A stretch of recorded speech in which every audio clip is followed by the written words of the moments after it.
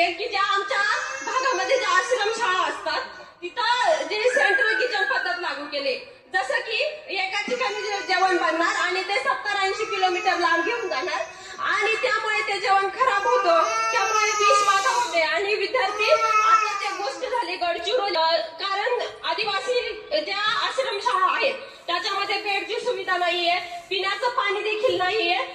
त्याच कारणामुळे गडचिरोलीमध्ये विद्यार्थ्यांनी झोपेत असताना त्यांना मण्यार सापाने दंश करून 3 विद्यार्थी मेले आणि 3 विद्यार्थी अजूनही हॉस्पिटलमध्ये आहेत.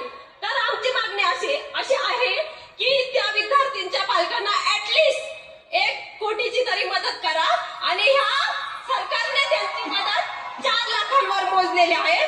तसंच आमचं त्यांना एक म्हणजे मागणं आहे की ज्या आमच्या आदिवासी विद्यार्थिनी असतात, तुम्ही जर पाहिलं ते जे आदिवासी हॉस्टेल आहेत ते जे शहर आहेत जसं की पुणे, मुंबई, तर जे पुण्याचा जो सेंट्रल भाग आहे तिथं नाही आहेत.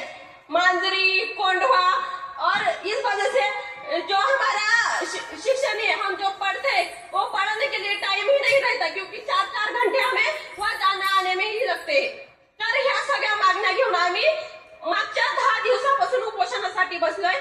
तर माझी तुम्हाला विनंती आहे की मी तुम्हाला जे आता निवेदन दिलं आहे त्याचा विचार करून तुम्ही आमच्या आदिवासी विद्यार्थ्यांसाठी काहीतरी करून आमचा मार्ग सोडवण्याचा प्रयत्न करा.